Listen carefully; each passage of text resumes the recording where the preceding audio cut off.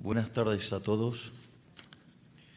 Es un gusto para mí estar en Perú, en particular en el día de la asunción de la flamante presidente Keiko Fujimori, a quien le deseo un próspero mandato. Su victoria es sin duda otro indicio del avance inexorable de las ideas de la libertad en la región. Quiero agradecer al rector José Antonio Chang Escobedo y el resto de las autoridades de la Universidad de San Martín de Porres por este doctorado honoris causa. Es un honor integrar la distinguida lista de personalidades que han sido condecorados por esta prestigiosa institución. Tomo este noble reconocimiento como una recompensa por todo lo que hemos logrado en poco más de 2 años de gobierno, pero también como una responsabilidad de seguir estando a la altura de lo que este momento histórico demanda. Nosotros, desde nuestra acción de gobierno, creo que estamos haciendo básicamente 3 aportes. Uno, lo aplicamos todos los días en nuestras decisiones, que es el criterio de la moral como política de Estado. La otra contribución que estamos haciendo es nuestra forma de entender la problemática del crecimiento económico. Básicamente, días atrás, junto al doctor Reidel, estuvimos difundiendo el preliminar de un working paper que tiene que ver con las cuestiones de crecimiento económico, donde básicamente hay 3 contribuciones. La primera contribución es que demostramos que puede haber crecimiento óptimo bajo rendimientos crecientes y que esa es una solución interior. Concretamente, era una idea que yo venía madurando hace muchos años, que la había plasmado con distintas aplicaciones en uno de mis recientes trabajos que se llama Capitalismo, Socialismo y la Trampa Neoclásica, y que algunas partes de la solución del trabajo requería de una matemática muy sofisticada. De hecho, una de las 3 contribuciones es propiamente una aplicación absolutamente novedosa de las barreras de Bellman, por primera vez en un artículo de crecimiento económico para poder resolver este modelo de rendimientos crecientes. La idea de los rendimientos crecientes es lo que está detrás del crecimiento económico. Y básicamente, si ustedes toman las series armadas por Angus Madison desde el inicio de la era cristiana y ustedes miran, el PBI per cápita estuvo prácticamente constante durante 1800 años. Concretamente, solamente subió 40% después del descubrimiento de América. Y si ustedes eso lo pusieran en tasa de crecimiento anual compuesto, el mundo se expandía a una tasa del 0,02% anual. Es decir, que para lograr duplicar el PBI per cápita se necesitaban 3.500 años. Sin embargo, luego de la Revolución Industrial, vivimos un periodo donde la población, habiéndose multiplicado por 10, el PBI per cápita lo hizo por 15 veces. Es decir, el PBI creció 150 veces. Eso, digamos, en economía, en la teoría económica, se caracteriza por lo que se llaman rendimientos crecientes. Y la tasa de crecimiento pasó de 0,02 a niveles del 0,66 en el siglo XIX, en el siglo XX volvió a acelerar, en la primera parte lo hizo al 1, en la segunda parte lo hizo arriba del 2, y si uno mira lo que va del siglo XXI, a pesar de todas las atrocidades que van ocurriendo, lo hace en torno al 3. Por otra parte, cuando ustedes miran la cantidad de años que se han necesitado para duplicar el PBI per cápita, conforme avanza la historia, el primero que lo logró fue Inglaterra y le demandó prácticamente un siglo. Sin embargo, conforme va pasando el tiempo, eso se logra cada vez más rápido. El caso más emblemático es China, que básicamente duplicó su PBI per cápita en 10 años, ¿sí? Porque crecía a tasas del 7%, y después también lo hizo en 7 años, porque logró acelerar al 10%. Es decir, que lo que uno ve es que el ritmo de crecimiento, pese, digamos, a los pesimistas, se está acelerando. Es decir, y lo único que podría frenar esto es el Estado, esa es la realidad. Pero lo importante es la cuestión de los rendimientos crecientes, porque la contraparte de los rendimientos crecientes en la teoría neoclásica son las estructuras de mercado concentradas. Y desde el punto de vista de la teoría neoclásica, las estructuras de mercado neoclásicas no son óptimas de Pareto y por ende son malas. Y consecuentemente, la pregunta que uno debería hacerse es, ¿cómo puede ser algo malo, algo que hizo que en 220, casi 250 años se multiplicara más de 10 veces la población y más de 15 veces el producto per cápita, y que la pobreza extrema pasara de niveles del 95% a menos del 10%? Es una pregunta razonable. Es decir, ¿cómo podemos decir que es malo algo que generó tanto bienestar y sacó a tantas personas de la pobreza?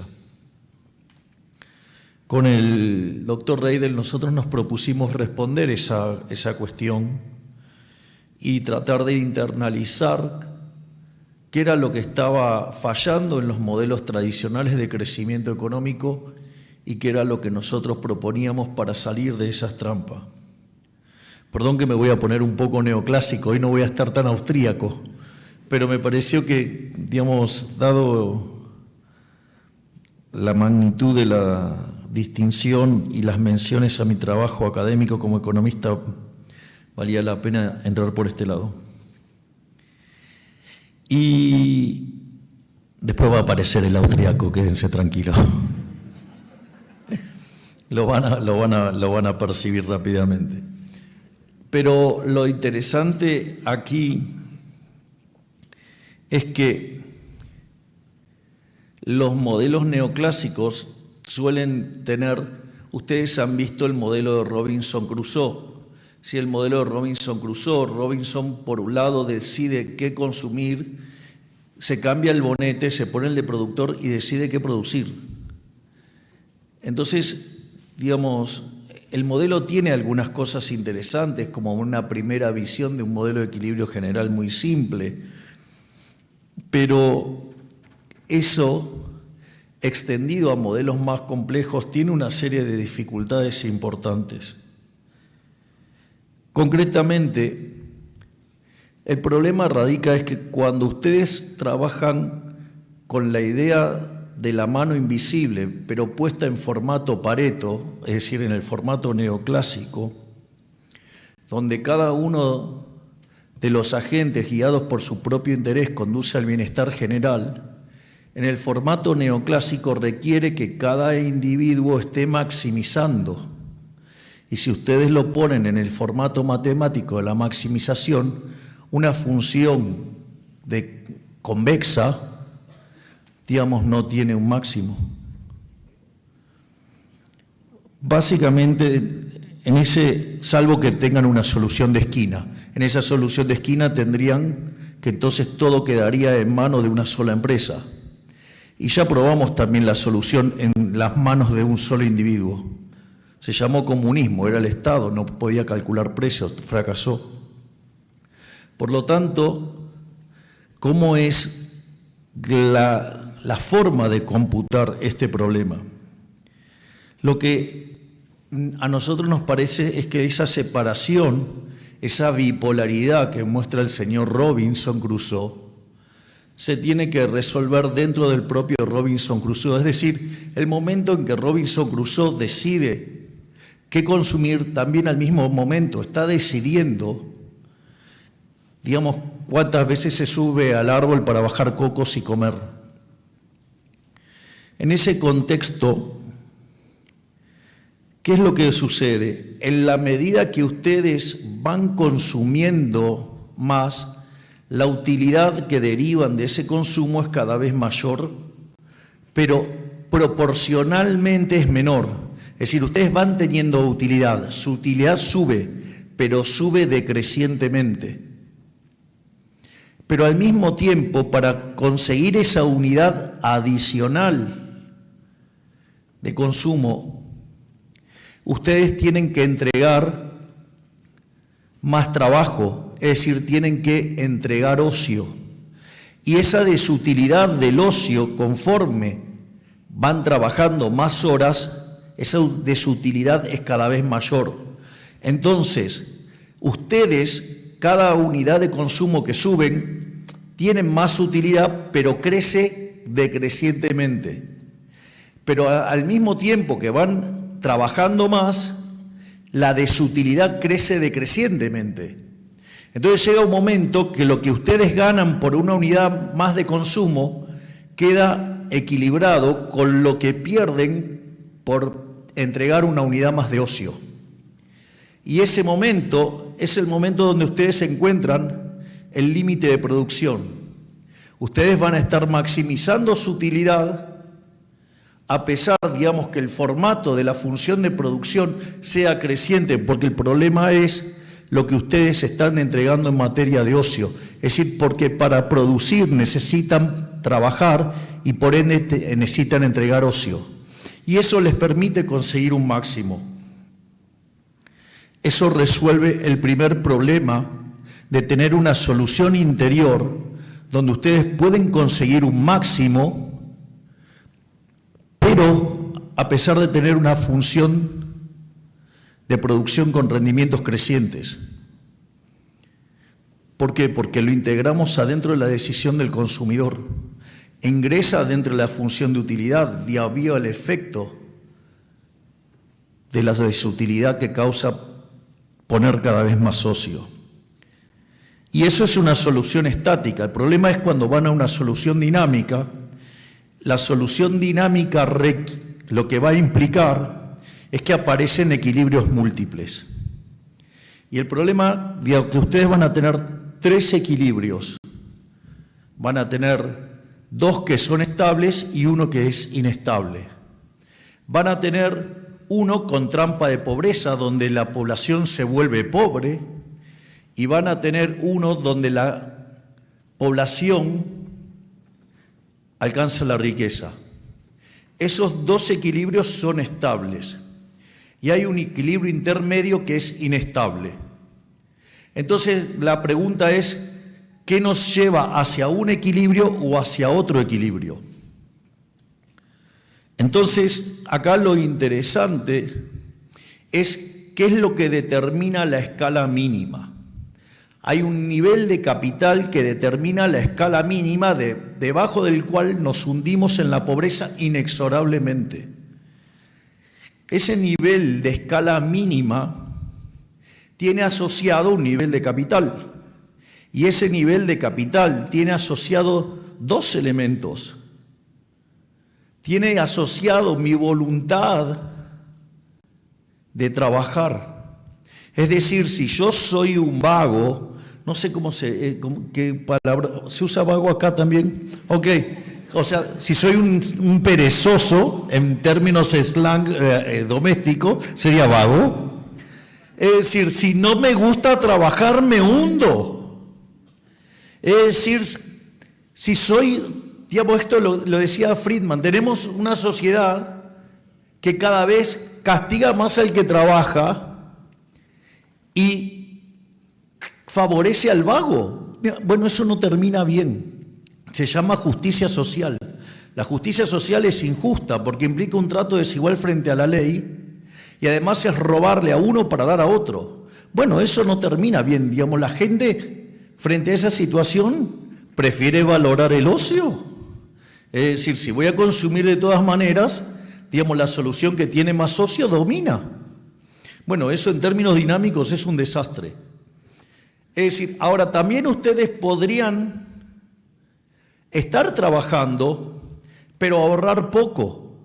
Es decir, una sociedad que ahorra poco, o porque le gusta despilfarrar, o porque pondera el consumo presente, o porque su tasa de preferencia intertemporal es demasiado alto, tal que luce como un miope.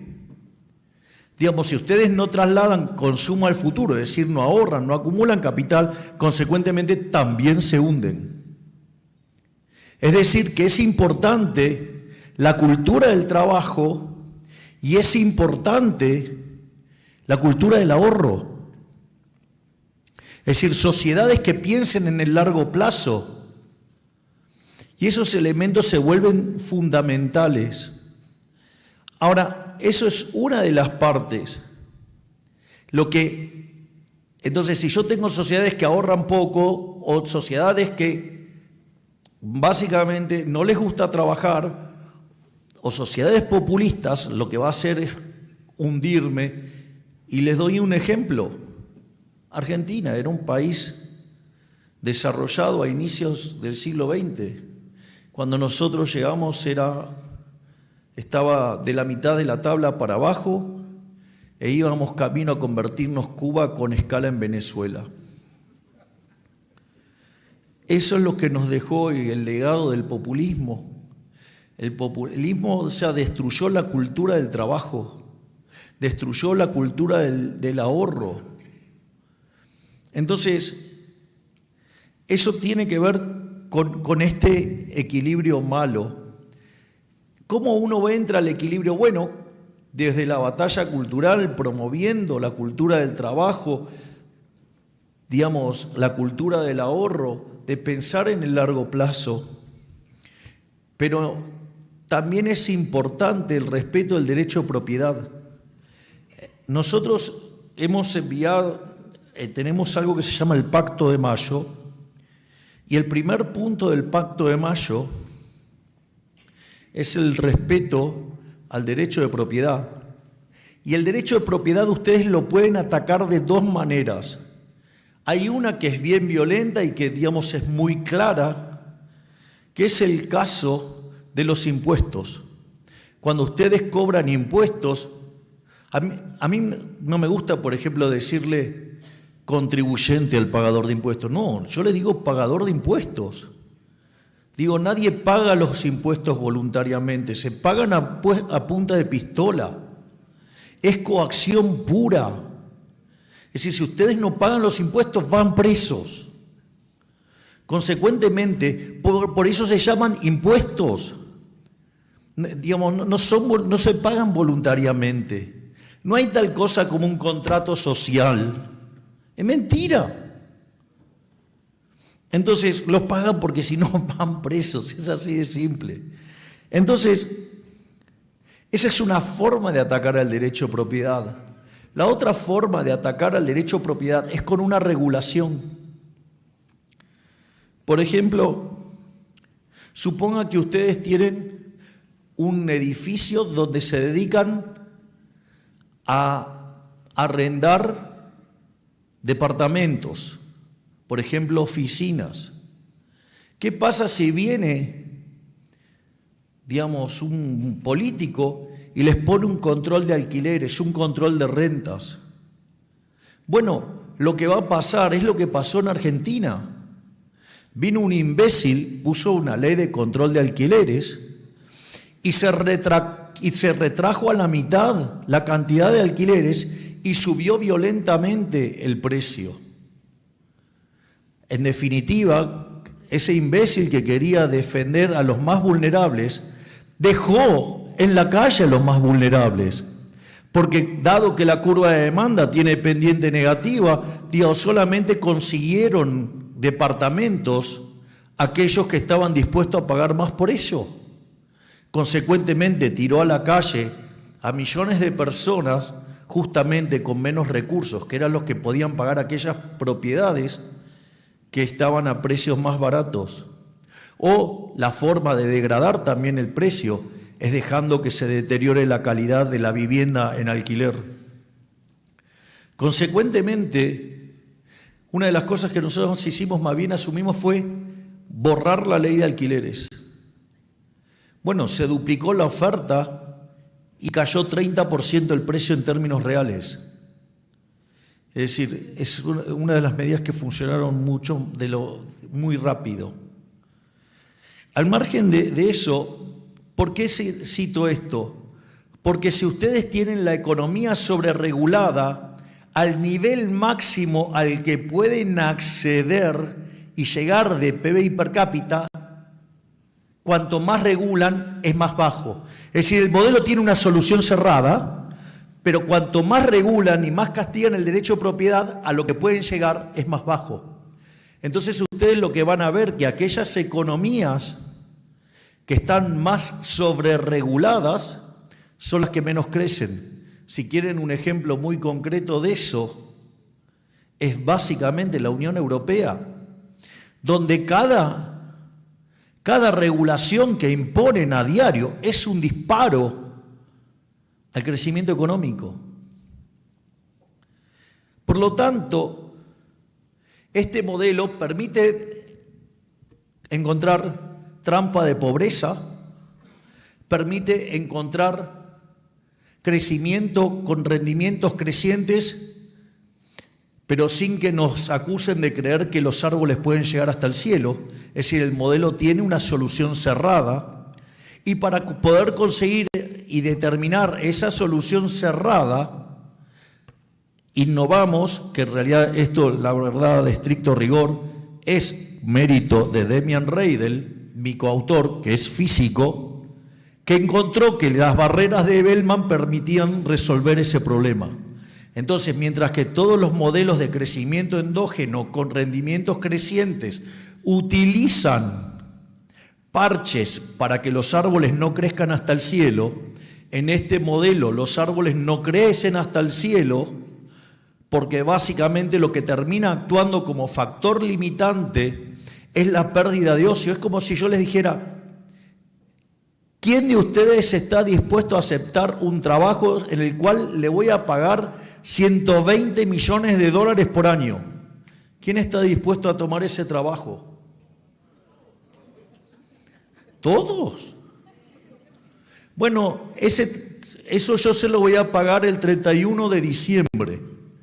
Es decir, cuando termina el año calendario. O sea, arrancamos el 1 de enero, se los pago el 31 de diciembre. Y además requiere que trabajen 24 horas por día. ¿Cuántos aceptan ahora el trabajo? No lo pueden cumplir fácticamente. Es imposible. Es decir, porque el nivel de desutilidad que van a tener entregando todo ese ocio es que se mueren. Entonces el modelo no podía dar cualquier cosa, solamente había que encontrar la matemática que lo resolviera. Se llama barreras de Bellman. Por lo tanto, es interesante porque si ustedes se fijan, nosotros basamos nuestra estrategia de crecimiento en 3 pilares. Por un lado, en la desregulación, en segundo lugar, en el capital humano y tercero, en la apertura de la economía. Pero claramente, antes había que estabilizar la economía, antes tenía que funcionar el sistema de precios. Entonces, por ejemplo, vean qué importante. Nosotros cuando llegamos, ahora viene la aplicación en la práctica del modelo. Cuando nosotros llegamos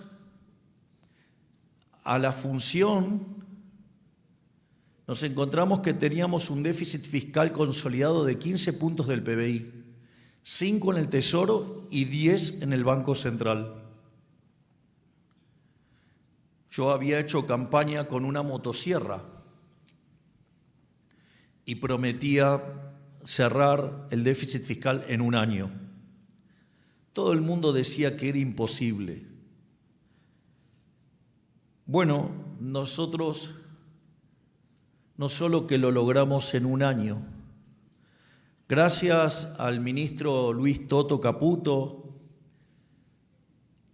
el presidente del Banco Central, Santiago Bausili, y quien está hoy aquí como canciller, que en aquel momento era el secretario de Finanzas, cerramos el desequilibrio fiscal en un mes. Cerramos el desequilibrio del Tesoro en un mes. Bajamos el gasto público 30%. Redujimos los ministerios a la mitad.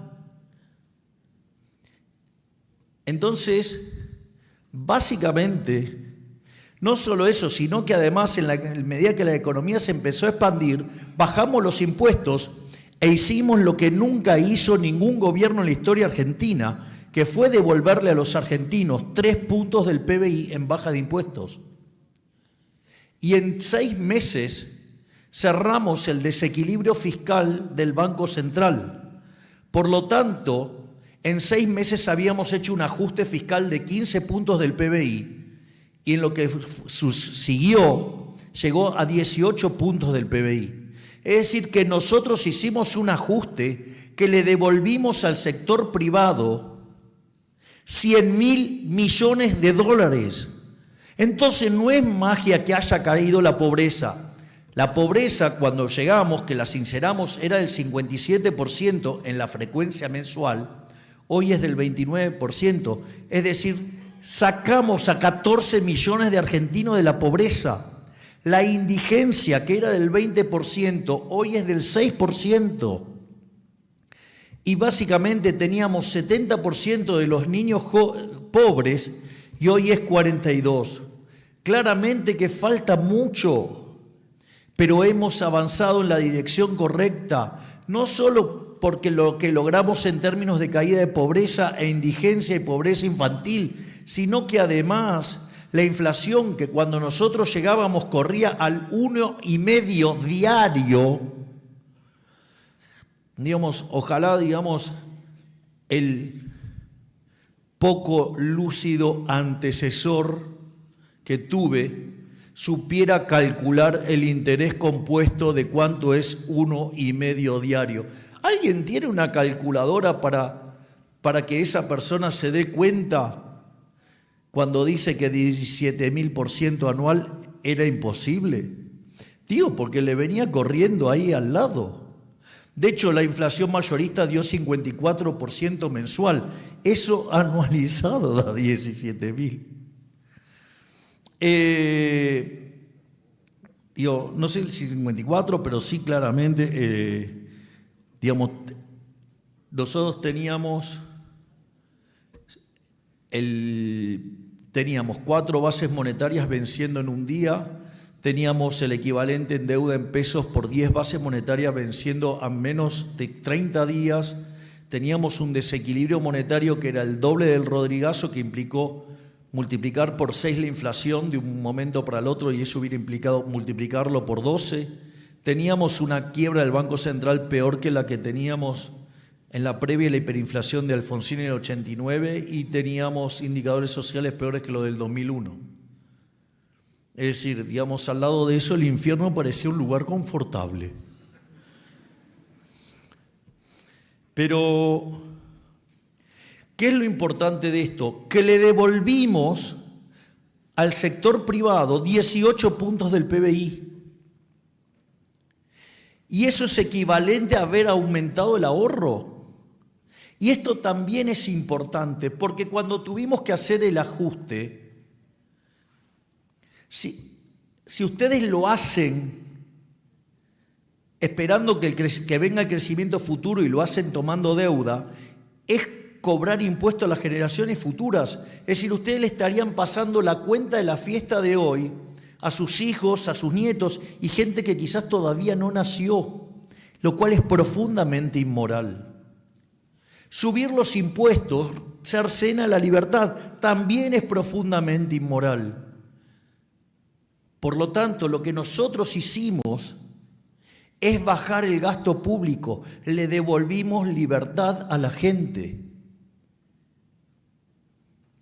Y funciona, porque hoy la tasa de inflación en Argentina está en torno al 30% y vamos a seguir manteniendo nuestra política fiscal dura. Es decir, ayer vino la directora gerente del Fondo Monetario Internacional, Kristalina Georgieva, y antes de reunirse con parte del equipo, ella estaba con su staff y nosotros, gran parte del equipo de gobierno, y previo estuvo en mi despacho. ¿Saben qué hay en mi despacho, en la mesa donde yo trabajo? Una motosierra. Miren si tengo compromiso con el equilibrio fiscal. No solo eso, mañana que vuelvo a Buenos Aires me pongo a escribir el discurso que voy a dar en cadena nacional el jueves, donde explico la reforma del Banco Central, donde básicamente el Banco Central va a volver a tener como misión fundamental preservar el valor de la moneda.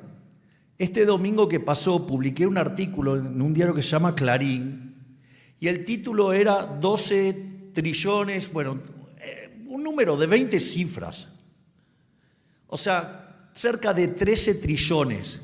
Bueno, esa es la inflación que tuvo Argentina desde 1935 hasta hoy. Es más, cuando Argentina dejó la convertibilidad y dijo que esta vez iba a ser diferente y que iban a manejar el Banco Central con criterios de prudencia, eficiencia y no sé qué más, acumulamos 168.000% de inflación. Bueno, vamos a terminar con 91 años de estafa. Y no solo eso, porque va a volver a ser la función del Banco Central preservar el valor de la moneda. Va a estar prohibido financiar de manera directa o indirectamente al fisco. Se lo considera una estafa y al ser considerado una estafa va a ser una asociación ilícita, por lo cual van a ir presos el presidente del Banco Central y el directorio, el Poder Ejecutivo y diputados y senadores que aprueben presupuesto que implique déficit fiscal financiados con emisión monetaria, porque es una falsificación. La falsificación de dinero es un delito penal y además no es carcelable. Por lo tanto, aquellos que decidan violar el equilibrio fiscal van a terminar presos.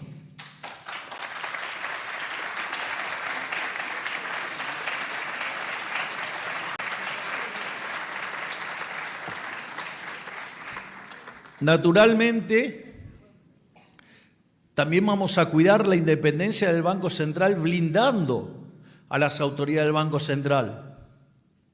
Entonces, hoy requiere 2/3 del Senado. Bueno, para remover a un funcionario. Bueno, va a necesitar 2/3 del Senado y 2/3 de la Cámara de Diputados. Por lo tanto, cuando venga un político y quiera a su antojo echar al presidente del Banco Central, no va a poder.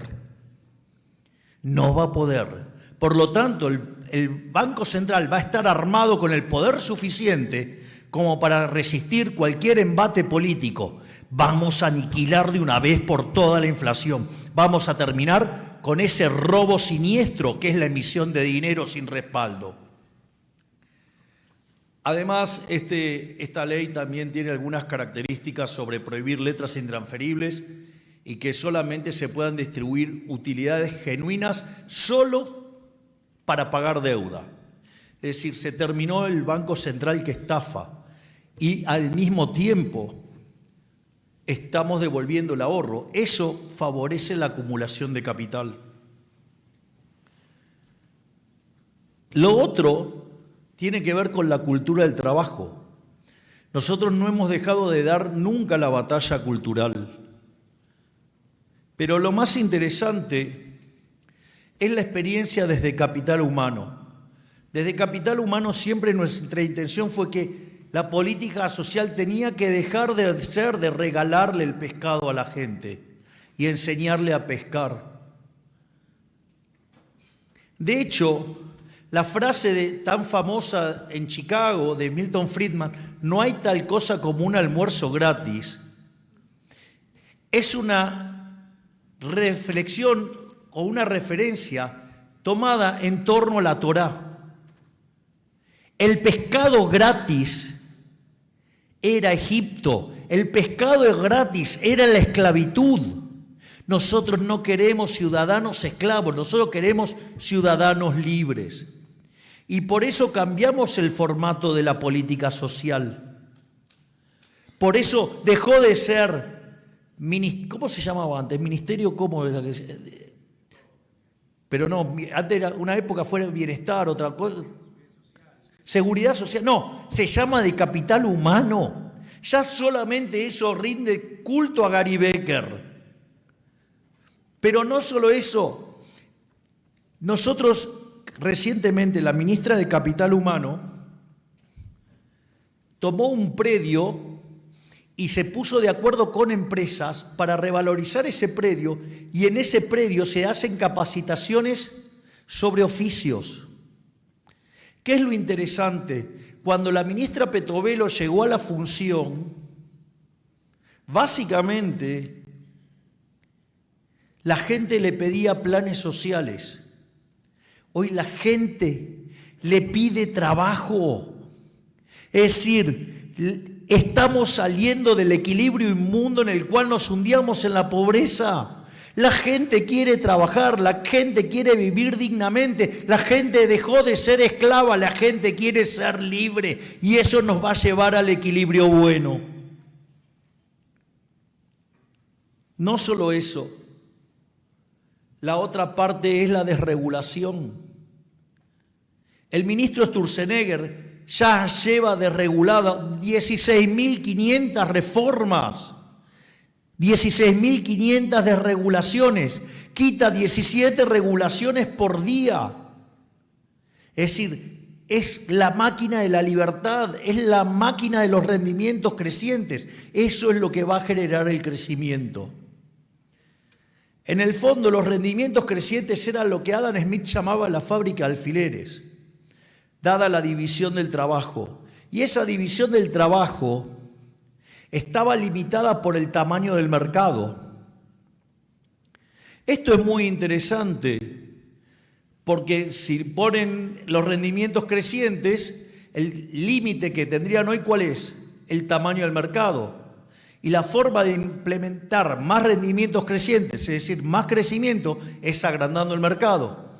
¿Y qué es lo que estamos haciendo? Estamos abriendo la economía argentina.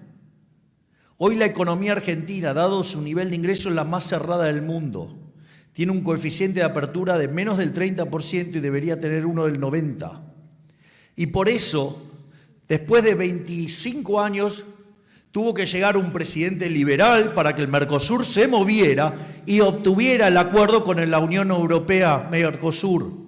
Pero no solo eso, tenemos un acuerdo con Estados Unidos, tenemos un acuerdo con EFTA, estamos firmando el acuerdo del Transpacífico, estamos abriendo la economía argentina, estamos potenciando los rendimientos crecientes. Entonces, ahorro, trabajo duro y capitalismo, como diría Ancho Basto. ¿Y eso genera qué? Prosperidad.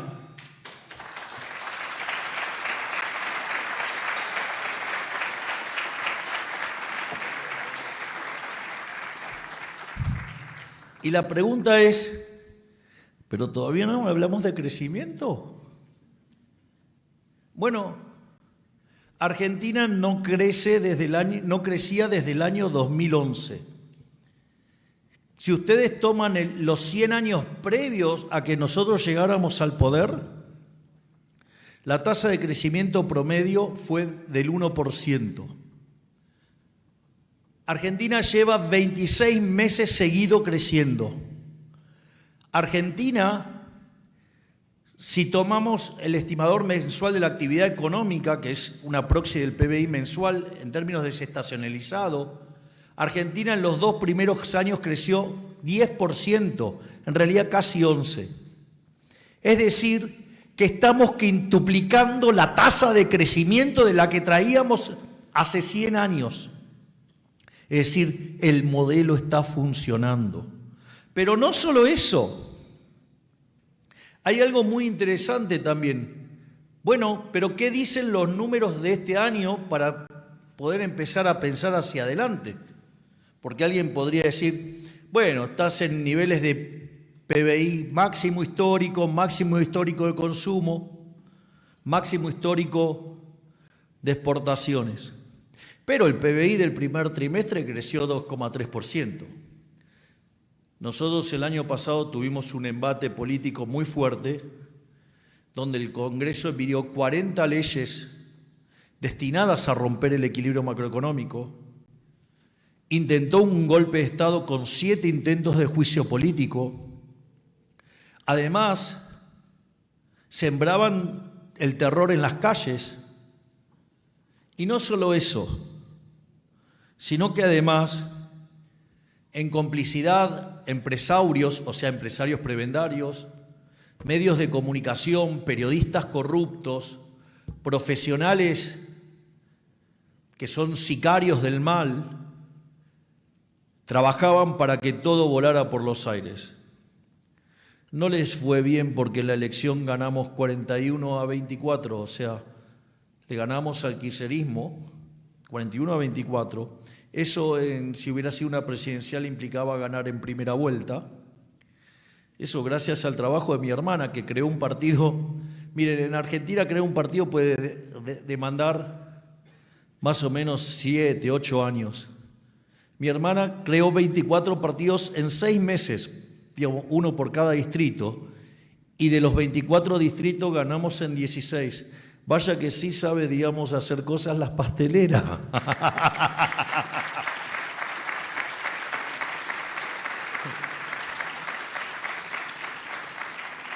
Digo eso porque es un apodo despectivo que le puso, digamos, un dirigente político. Pero parece que no pudo tener el éxito que está teniendo ella con pintar de violeta el país. Pero al margen de eso,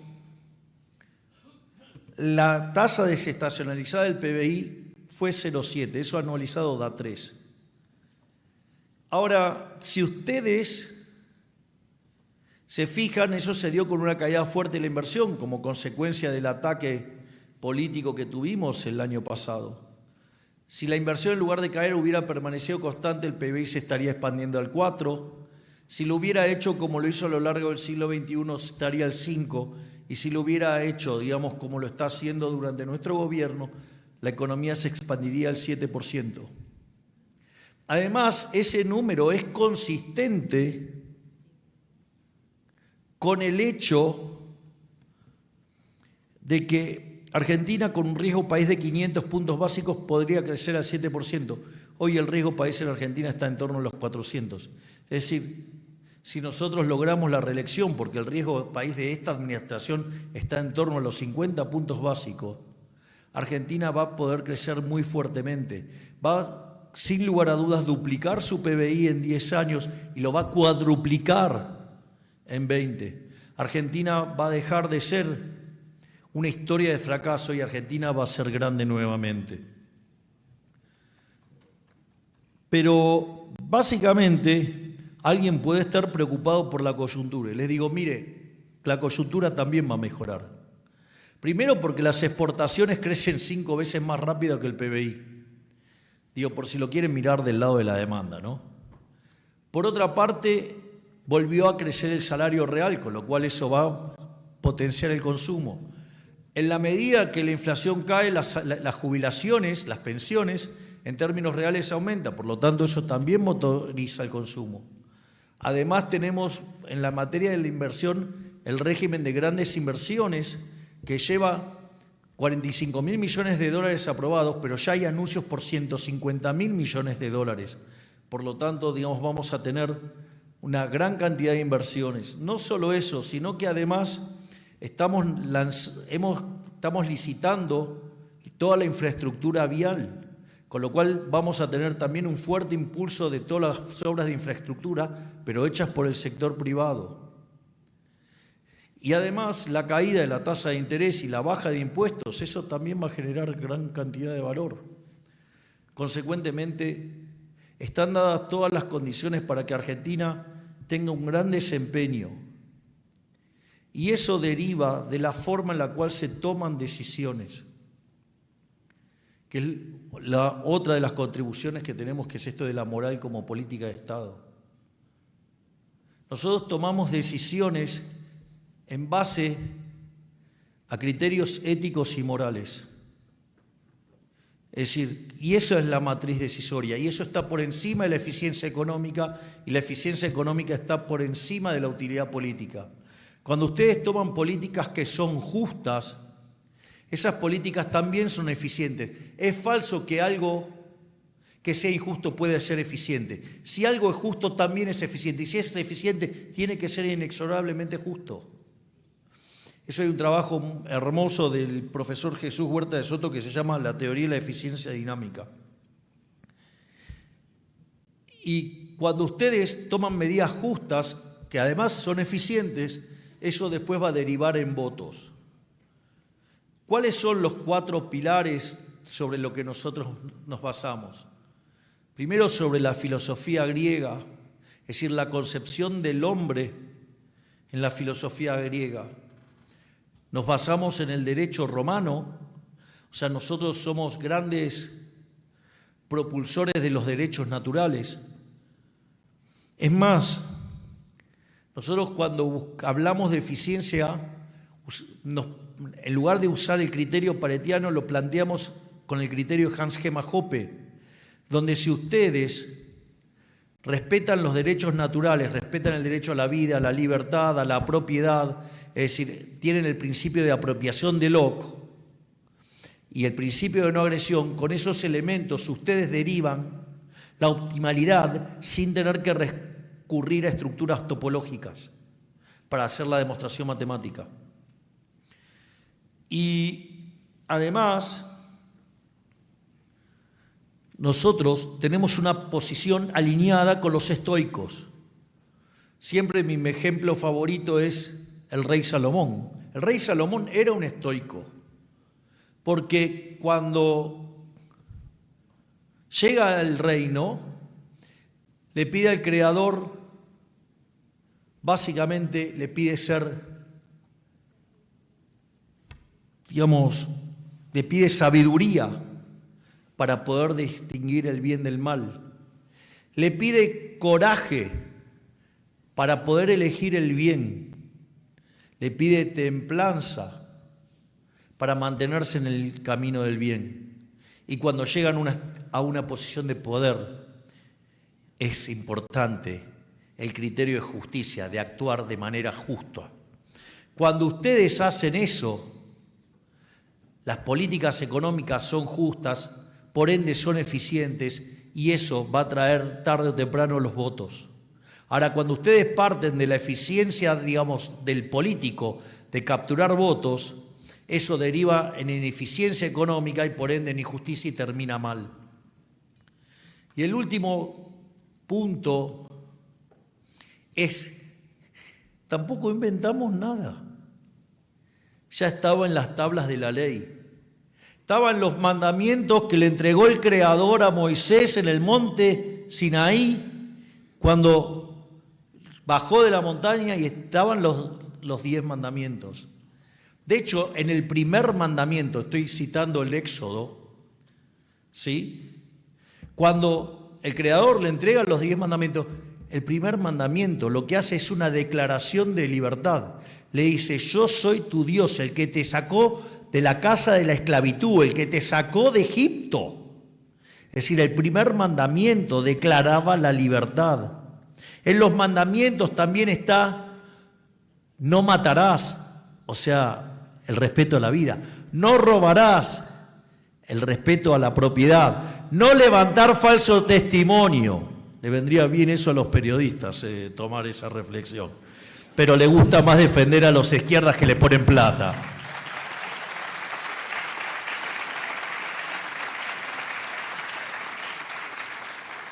Por lo tanto, si ustedes abrazan los valores judeos cristianos, ustedes van a derivar políticas que son justas y esas políticas justas son eficientes y van a derivar en maximización del crecimiento económico y por ende va a traer prosperidad y esa prosperidad también les va a traer acompañamiento electoral. Sin embargo, cuando ustedes toman los antivalores, que son la envidia, el odio, el resentimiento, es decir, todo sobre lo que se basa la izquierda, lo natural de abrazar esa ideología siniestra creada por un satanista declarado, lo que va a generar es lo que generó siempre: miseria, odio, hambre, guerra. Por lo tanto, está clara cuál debe ser la elección. Es la filosofía griega, el derecho romano, el derecho natural, los estoicos y los valores judeos cristianos. Si uno toma decisiones en base a esos elementos, ustedes traerán prosperidad y vamos. Miren, nosotros fuimos expulsados del paraíso, nosotros no podemos volver al paraíso, pero sí podemos hacer que el paraíso vuelva a la tierra. Eso, digamos, está no solo en el judaísmo, sino en el cristianismo. De hecho, el propio Padre Nuestro dice: hágase tu voluntad, así en la tierra como en el cielo. O sea, venga a nosotros tu reino, ¿no? Dios nosotros no podemos volver al paraíso porque fuimos expulsados, pero podemos hacer cosas que repliquen el paraíso. Si nosotros respetamos la tabla de la ley, el paraíso va a venir a nosotros, la prosperidad vendrá a nosotros. Por lo tanto, viviremos mejor y en paz. Muchísimas gracias.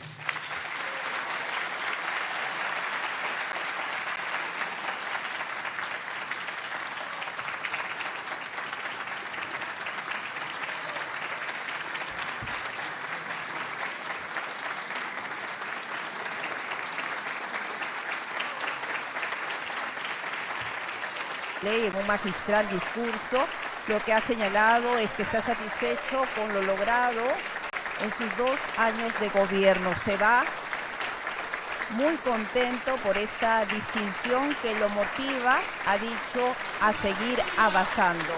Y en este discurso y en medio de los aplausos ha señalado 3 aportes que viene realizando, según ha explicado, desde que inició su gobierno hace 2 años. La moral como política de Estado, nueva forma de entender la problemática del crecimiento económico y políticas justas con valores.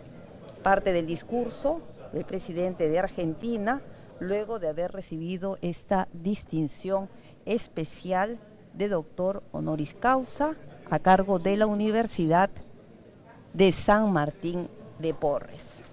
Parte de esta actividad se trata de una transmisión en especial de USMPTV, el primer canal educativo del país.